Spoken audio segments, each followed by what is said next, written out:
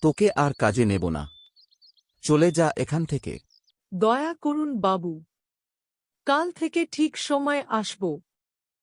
না, আজ তোকে নেব না। চলে যা। সমিতি কাঁদতে কাঁদতে বাড়ি ফিরে এলো। মা, কাঁদছ কেন? মোহনলাল বাবু আমাকে তাড়িয়ে দিল। আর কেউ কাজ দেবে না মা। কয়েকদিন পর না খেতে পেয়ে সমিতি আরও দুর্বল হয়ে পড়ল। রূপা বুঝল কিছু একটা করতে হবে। সে চুপি চুপি জঙ্গলের ভিতর ঢুকে পড়ল খাবারের খোঁজে। কিছু দূর এগোতেই দেখল একটি হরিণ জালে আটকে পড়েছে। ও, এই হরিণটা তো আটকে পড়েছে, ওর কষ্ট হচ্ছে। আমি জালটা কেটে দিই।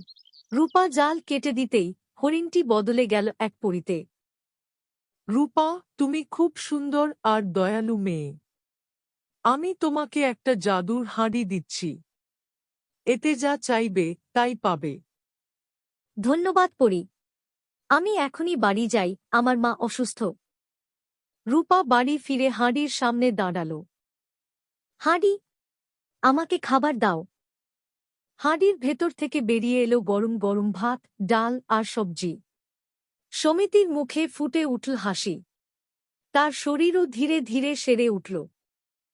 রূপা, এসব কোথা থেকে এলো? মা, এটা এক জাদুর হাঁড়ি।